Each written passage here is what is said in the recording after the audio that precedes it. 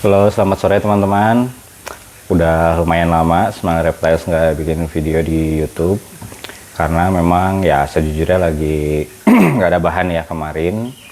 Nah, cuma hari ini nih mumpung ini sambil nunggu buka juga ya, sambil ngabuburit. Oh ya, buat teman-teman yang menjalankan ibadah saum di bulan Ramadan, kita ucapkan selamat menjalankan. Semoga ibadahnya lancar dan berkah buat semuanya. Oke, nah sekarang tiba-tiba kepikiran nih, kita ada bahan untuk bikin video, jadi ya sambil cerita-cerita sedikit lah ya. Jadi di video kali ini kita mau apa ya istilahnya, bukan membahas juga ya, kita mau semacam reaction lah ya tentang video live dari David Suarez Reptiles beberapa hari yang lalu. Jadi ya jujur ya, kemarin saya jadi salah satu yang excited juga ketika Ko David mengumumkan mau bikin video live tentang kondisi di ball python saat ini, khususnya terkait jual beli dari ball python itu sendiri. Jadi sekitar 1 jam kemarin live-nya, ada beberapa poin yang saya tangkap, dan pada dasarnya ya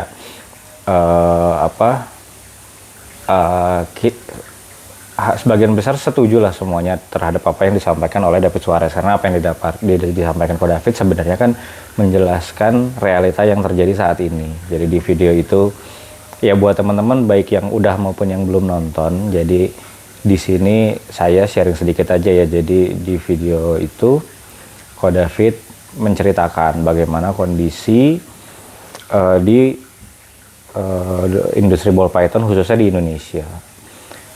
Pasti Ko David capable lah, karena dia udah bertahun-tahun, mungkin 10 tahun lebih lah ya Ko David itu di ball python. Dia udah pernah mengalami kondisi baik ketika ball python itu sepi atau ketika ball python itu lagi meledak-meledaknya.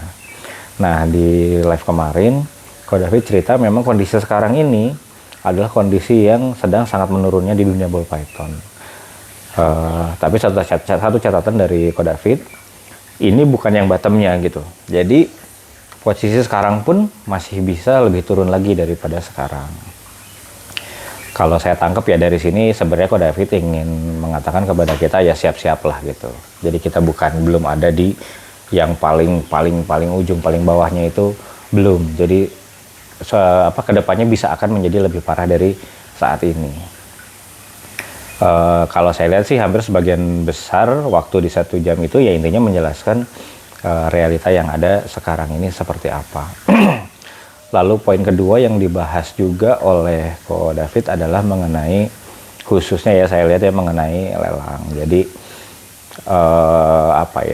ya di sini mungkin Ko David sebagai pemilik lapak satwa juga salah satu platform yang dipakai oleh breeder-breeder untuk melakukan lelang, termasuk yang paling banyak mungkin ya untuk khususnya untuk di ball python itu kan lelangnya di lapak satwa. Jadi ya di sini Ko David menceritakan bahwa ya lelang mah nggak bisa disalahkan 100% penyebab terjadinya selama ini, karena ya namanya lelang, yang namanya lapak satwa kan hanya menyiapkan platformnya saja lah gitu. Yang mengisinya tetap dari sisi para breeder-breedernya. Jadi ramainya lelang itu ya pasti ditentukan oleh kondisi dari si breeder-breeder itu sendiri. Kalau si breeder-breedernya memang sekarang ini posisinya sangat-sangat membutuhkan lelang, ya pasti lelangnya akan ramai. Tapi poin-poin tentang lelang yang dicatatkan oleh yang diceritakan oleh Ko David, memang Ko David sendiri menyadari bahwa lelang itu pasti menurunkan harga. Mungkin kalau kata merusak terlalu kasar ya, tapi pasti akan menurunkan harga, karena lelang itu ya kejualnya ya se-close-nya bid itu aja gitu. Ketika orang-orang misalkan pada nggak tahu ada yang ngebid ular itu gitu, terus akhirnya ya nggak ada yang ngebid, ada yang ngebid 1 orang di OB-nya, ya otomatis akan terjual seperti itu. Tapi yang harus menjadi catatan, Ko David sendiri bilang lelang itu jangan dijadikan patokan harga. Jadi ketika misalkan ada yang lelang misalkan clown biasa, ada yang lelang lakunya di 1 juta misalkan. Nah, buat teman-teman breeder juga jangan jadikan itu patok, nggak usah, tidak perlu menjadikan itu menjadi patokan gitu. Misalkan jual langsungnya masih mau di harga 5 juta misalkan, ya nggak apa-apa, pasang aja segitu. Dan nggak harus menjadi patokan di si lelang itu. Buat para buyer juga tolong dicatat, jangan jadikan lelang itu patokan. Jadi ketika misalkan ada buyer yang jual harga ularnya dengan morp yang sama berbeda dengan harga lelangan, ya nggak usah dipaksakan harus buyer itu menjual harga yang lelangan gitu. Terus yang kedua, Ko David sendiri bilang memang lelang itu adalah tempat breeder buang barang gitu. Yang namanya buang barang ya buang apa ya, kan kalau buang barang kita identiknya dengan buang yang sampah-sampahnya gitu ya. Jadi memang yang dilelang itu barang kondisi ularnya itu ya berbagai macam gitu kondisinya. Ada yang memang breeder buang barang itu kan pasti membuang barang-barang yang tidak terpakai di tempatnya gitu, di fasilitiesnya. Banyak faktor yang menjadikan bahwa si ular itu dibuang. Bisa karena kondisinya, bisa karena bisa juga karena ularnya morpnya mungkin bagus tapi ada misalkan makannya mudi, itu bisa jadi. Atau bisa jadi juga karena memang secara morp di tempatnya si breeder itu udah sama sekali nggak kepake lah, udah sama sekali memang itu udah sampahnya si breeder itu gitu. Nah, sebenarnya itu sih yang menjadikan selama ini lelang itu jadi semacam mungkin jadi ya pasti di setiap breeder pasti punya pendapat sendiri tentang lelang gitu. Karena memang sampahnya setiap breeder itu berbeda-beda gitu. Misalnya ada breeder yang bikin leopard head clown dikawinkan dengan clown. Keluar leopard clown itu jackpot dong buat dia, bukan sampah. Tapi ada juga breeder yang udah maininnya mungkin dia mengkombinasikan Batman dikawinkan dengan Confusion clown misalkan. Keluar leopard clown. Itu kalau di posisi kelas itu mungkin leopard clown itu sampahnya. Mungkin itu yang oleh si breeder itu nggak kepake karena dia udah pasti jelas punya combo leopard clown. Akhirnya dia mau jual juga sekarang, kondisi sekarang nggak seperti dulu, agak sulit untuk menjualnya. Akhirnya ya udah tutup mata aja, dilelang aja gitu. Walaupun mungkin kondisinya bagus, morpnya bagus, tapi di tempat dia istilahnya itu sampahnya, ya akhirnya dilelang. Nah, akhirnya buat teman-teman yang tadi produksi leopard clown itu adalah jackpot, ya dia jadi agak gimana gitu ya, karena harganya pasti akan jatuh gitu di lelangan itu. Nah, kalau dalam kondisi seperti ini memang kita tidak bisa wah harus begini, wah harus begitu, karena kondisi setiap breeder itu ya berbeda-beda gitu ya. Kalau small reptile seperti apa terhadap lelang? Kalau saya sih ya sebenarnya pada intinya kita nggak bisa wah breeder lain harus begini, breeder yang ini yang harus begini. Kalau kita fokus ke kita aja. Kalau posisi small reptile sekarang dibilang lelang, ya saya masih tetap melihat lelang gitu ya, dan saya juga beberapa kali bid sebenarnya. Tapi itu pun memang untuk ular-ular yang saya butuh dan kebetulan ada di situ. Yang pernah saya menang lelang itu contohnya yang laser spider double head DG Aksa female. Itu saya bid dan memang karena saya butuh, dan sampai sekarang ularnya juga bagus, masih ada gitu. Tapi ada juga beberapa ular yang saya dapat bid sampai sini ternyata kondisinya juga nggak bagus. Akhirnya ya ular itu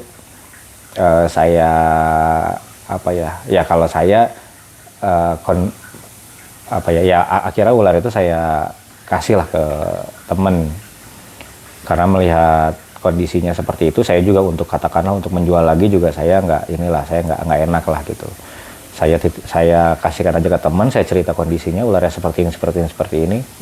Flu sih enggak, cuma kayak untuk makannya susah gitu. Udah saya coba sampai 4 kali itu susah makan. Kondisinya bukan baby, ularnya udah agak juve ke atas lah.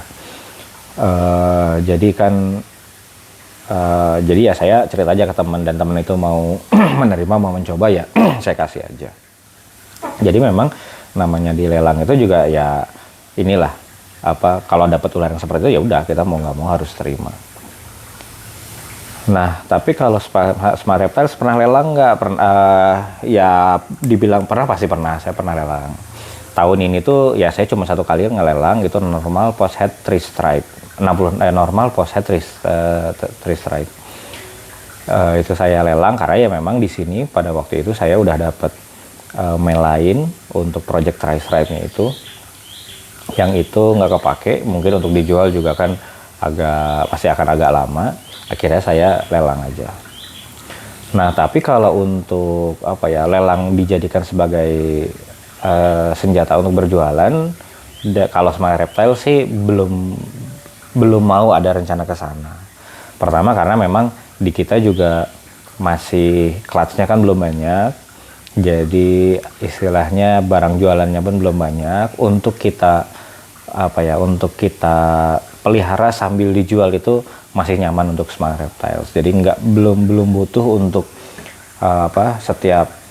setiap ular yang wah saya coba jual nggak laku, wah langsung lelang aja, itu mungkin dari Smart Reptiles belum ke situ. Karena saya juga di Smart Reptiles ya lebih seneng itu kalau jualan ular itu kita bisa ngobrol dulu sama buyer. Makanya kalau misalkan kita nawarin barang, ada yang nanya, itu tuh biasanya ada diskusi di situ gitu. Jadi saya bisa cerita kondisi ularnya seperti apa. Terus misalkan kan sekarang itu di Smart Reptiles itu kita kalau jualan ular garansi sehat pasti, garansi seks, sama garansi morph sebenarnya. Jadi kalau misalkan nanti kita ID morphnya yang sekarang misalnya ada coklat enci clown, misalkan ternyata ada morph itu tidak terbukti, kita bisa kasih garansinya berupa apa. Nah itu yang kita diskusikan di chat-chat itu sebenarnya gitu. Jadi saya itu kan menjadikan ball python itu sebagai hobi. Nah hobinya itu bukan cuma saya suka ularnya gitu, tapi dari saya jualan ular itu saya jadi bisa banyak interaksi dengan teman-teman yang lain juga gitu. Dari situ saya bisa dapat ilmu juga gitu, bisa malah jadinya saling sharing project gitu. Di ball python projectnya kemana, itu lebih menyenangkan buat saya.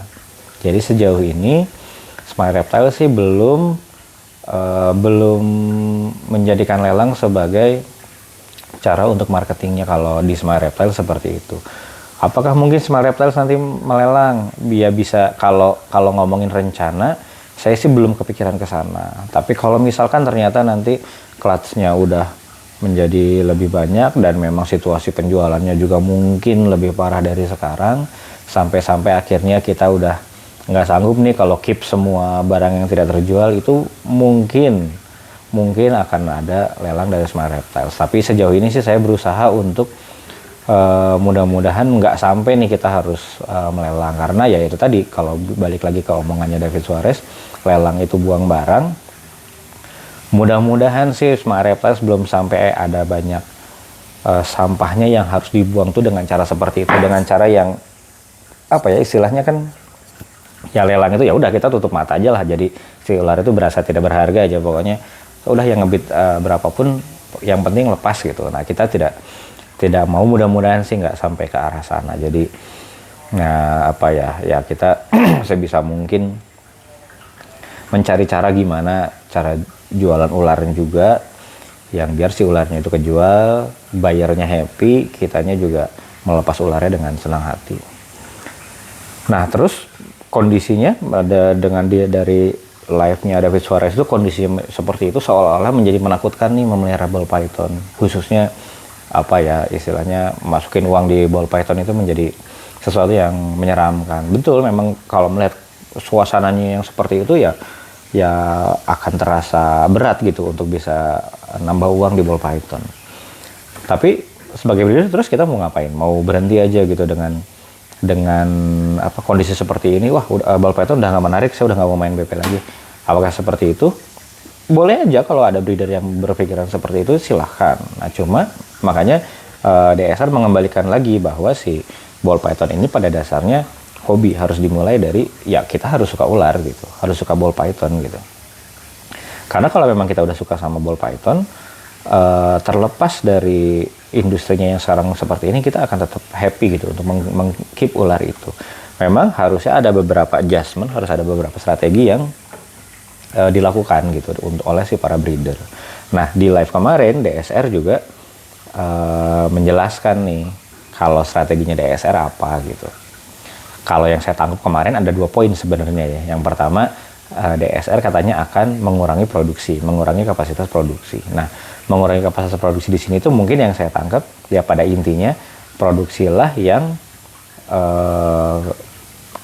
project yang benar-benar memang kita inginkan gitu.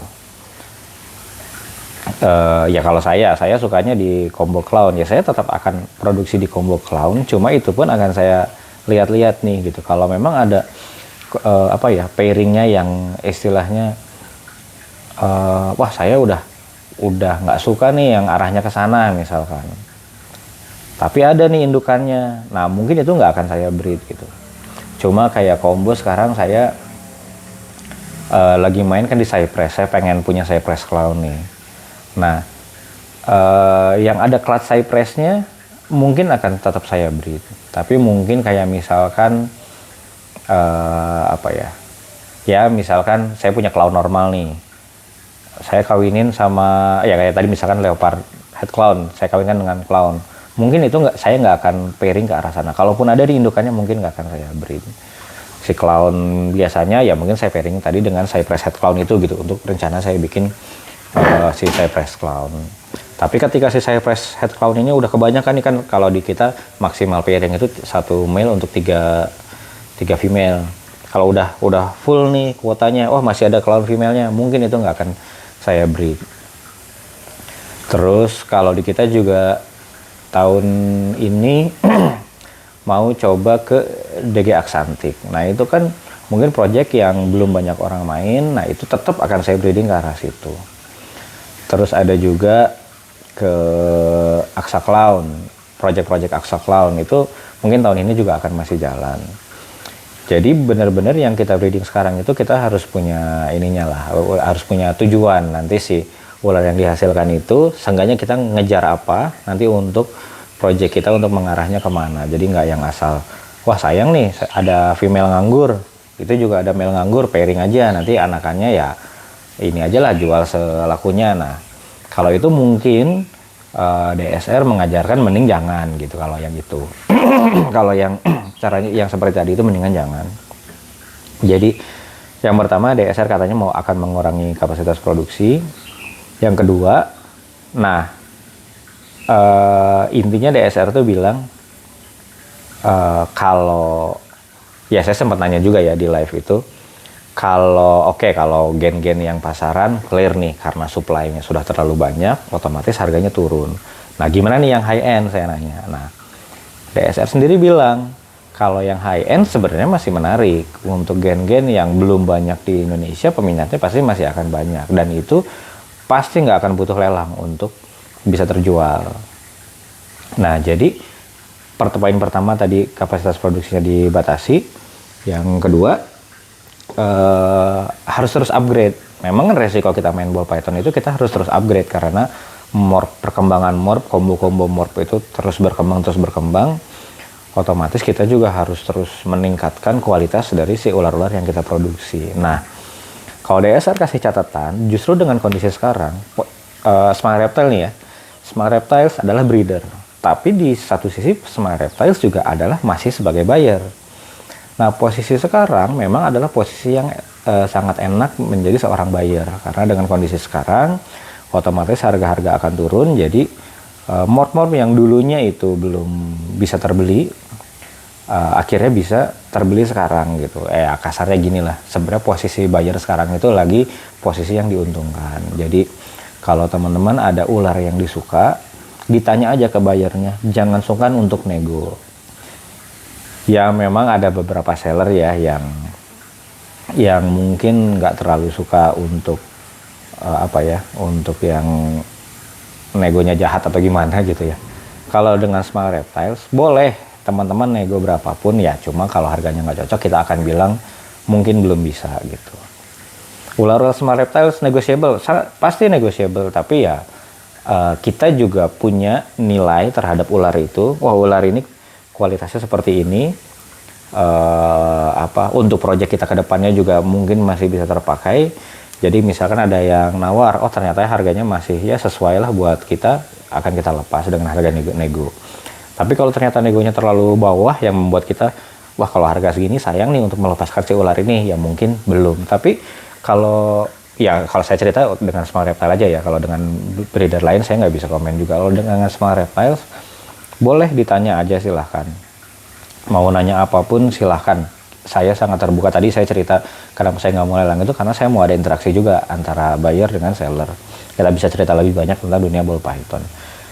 Small Reptile terbuka, bahkan misalkan teman-teman yang belum pernah beli ke Small Reptiles nggak enak nih mau nanya-nanya, nggak usah berpikiran seperti itu, tanya aja.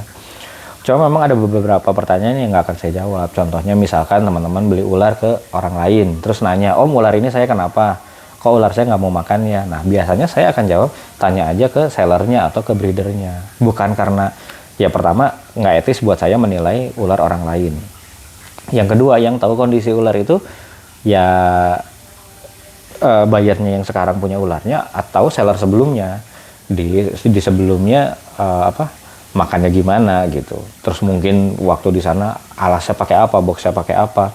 Suhunya berapa, mungkin itu mempengaruhi juga faktor dia mau makan atau enggak. Jadi kalau yang seperti itu lebih baik ngobrolnya sama ya seller sebelumnya gitu. Jadi kalau pertanyaan tentang ular-ular yang bukan dari Small Reptiles, kita pasti nggak akan jawab gitu, karena ya kita itu aja secara etika juga kan kita nggak mau lah kita menilai-nilai ular orang gitu. Nah jadi itu kalau saya lihat dari live-nya DSR ya, jadi sebagai breeder justru kita tetap ada chance lah gitu. Yang pertama tadi produksinya di kalau bahasa DSR dia membatasi produksi atau ya secara lebih generalnya project kita tuh harus benar-benar yang memang kita inginkan, yang kita breeding itu memang yang kita ada tujuannya. Sama yang kedua itu tadi upgrade. Posisi sekarang menjadi buyer itu sangat menguntungkan, sangat posisinya lagi enak lah gitu. Saya sendiri, Small Reptile sendiri tahun ini udah beli beberapa ular nih yang dulunya kita nggak bisa beli. Saya beli Confusion untuk projectnya. Nah nanti kita cerita ya tentang project Small Reptile kedepannya seperti apa di video lain. Saya beli juga female coklat Mojave Clown. Itu saya beli juga nego dengan breedernya gitu. Karena maksudnya dengan harga sekarang itu, harga deal saya coklat Mojave Clown itu kalau kemarin pasti nggak akan dapat harga segini gitu.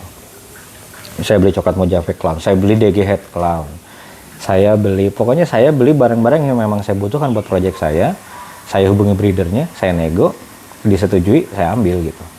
Jadi benar-benar untuk sekarang itu ya bukan berarti kita harus jor-joran juga ya, dan saya juga nggak jor-joran ya. Saya benar-benar saya lihat, saya butuh ular itu, saya tanya, harganya masuk, saya ambil gitu. Jadi nggak banyak-banyak banget juga, tapi saya tidak menyanyiakan kesempatan sekarang juga untuk upgrade. Jadi buat teman-teman breeder, jangan takut untuk upgrade, karena saya yakin lah teman-teman breeder itu pasti punya ular yang diinginkan lah gitu. Dengan kita lihat YouTube di luar, kayak kemarin Justin ngeluarin produk baru, Cypress Special Clown Combo itu, semua orang pasti pengen ke arah sana. DSR pun bilang DSR pengen ke arah sana. Jadi ya kesempatan kita gitu untuk upgrade seperti itu. Dan kalau kondisi sekarang itu saya ingat sama dulu waktu saya pertama kali mau main BP. Saran dong kalau mau main BP, apa sarannya? Pasti saran yang pertama adalah beli ke breeder beli ke seller terpercaya. Nah dulu posisi sebagai buyer kita selalu bertanya-tanya siapa sih seller terpercaya. Nah tapi kalau sekarang sebagai breeder justru yang harus kita tanyakan bagaimana sih cara menjadi breeder yang terpercaya. Small Reptiles belum punya jawabannya karena ya sekarang kita sadar diri kita masih pemain baru di dunia ini. Jadi saya juga masih terus mencari cara gimana caranya menjadi breeder yang terpercaya. Kalau yang kemarin-kemarin nih, yang saya hasil mikir-mikir sendiri lah ya, saya mikir-mikir sendiri, saya ngeliat-liat breeder yang lain. Ya intinya kan kita harus dikenal dulu ya. Nah makanya kalau Small Reptiles kita bikin channel YouTube ini, kita bikin website yang isinya itu saya menceritakan proyek kita apa aja gitu. Jadi sama Small Reptile ular-ularnya juga dilihatin terbuka. Tujuannya itu saya pengen potensial buyer ke depannya itu tahu nih di Smart Reptiles itu ada project apa aja. Terus kita buka semua kandang kita, mau memperlihatkan lah fasilitas kita seperti ini, bersih loh, ularnya sehat-sehat loh. Bisa dilihat ya, ular-ular Smart Reptiles kan istilahnya proporsi badannya juga bagus-bagus. Si ularnya nggak ada yang kurus. Kita mau cerita sebenarnya, ular kita sehat-sehat loh. Jadi kalau chat dengan Smart Reptiles itu nggak cuma yang garansi sehat. Nah itu kan ya akan lebih meyakinkan kalau kita tunjukin langsung nih ular-ularnya, nggak cuma ular yang dijual, ular semua yang ada di sini kita buka satu-satu, nggak ada yang kita sembunyikan dan semuanya sehat-sehat. Ya kita mau bilang juga Smart Reptiles mudah-mudahan bisa dipercaya nih untuk bisa jadi breeder yang dipilih teman-teman. Nah jadi dari pertanyaan tadi, gimana sih cara jadi seller yang terpercaya? Saya jadi kepikiran untuk konten-konten berikutnya. Jadi nanti kita bisa ya semacam reaction kayak gini lagi. Kalau di video ini kita nge-reaction videonya DSR, walaupun videonya nggak kita tampilin ya, karena kalau itu keterbatasan sayanya gaptek, saya nggak bisa memunculkan DSR ngomong gini terus pause kita obrolin, itu enggak. Tapi kita simpulkan secara langsung aja DSR ngomongnya seperti ini dan apa yang bisa kita ambil dari omongannya DSR tadi itu. Nah kedepannya nanti juga saya ada rencana, saya nonton dulu nih satu video orang luar, dia bisa menceritakan apa. Nah nanti kita reaction lagi seperti ini, saya cerita lagi apa yang saya tangkap dari video itu, saya sharing lagi ke teman-teman. Mudah-mudahan dari situ kita bisa sama-sama belajar untuk gimana menjadi seller terpercaya di dunia ball python. Karena itu penting, dengan banyaknya breeder sekarang yang namanya persaingan lah ya. Kita juga harus bersaing secara sehat. Nah itu kita harus upgrade terus, baik dari sisi koleksinya maupun dari sisi brand kita itu sendiri. Jadi jangan lupakan juga kita harus menaikkan brand dari kita. Kalau saya dengan Smart Reptilesnya. Karena satu hal ya, karena saya itu merasa kurang serk kalau dibilang ball python itu investasi. Saya tuh kurang serk gitu. Karena ya kalau saya ngelihat investasi itu kayak yang kita masukin uang, kita menginvestasikan sejumlah uang, terus istilahnya dengan kita nggak ngapa-ngapain pun si uang itu akan berkembang gitu. Kalau saya mikir investasi seperti itu simpelnya seperti itu. Jadi menurut saya kurang cocok aja gitu ball python sebagai investasi, karena ball python nggak usah kondisi sekarang pun tiap tahun harganya akan turun gitu. DSR di video sebelum-sebelumnya itu pernah bilang harga ball python akan turun gitu.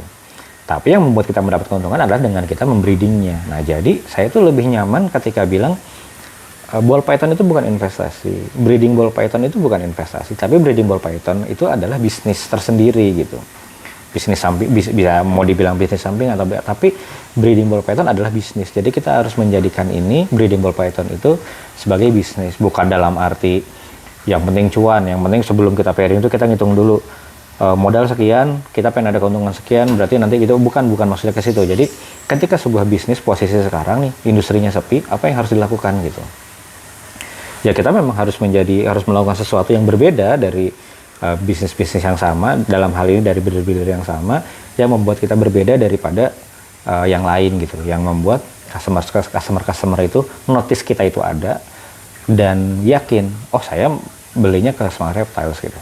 Walaupun misalkan saya jual ular yang pada saat yang sama ular ada yang dilelang juga ular yang sama harganya jauh di bawah, tapi gimana membuat breeder itu lebih pengen beli ular kita ketimbang ular itu.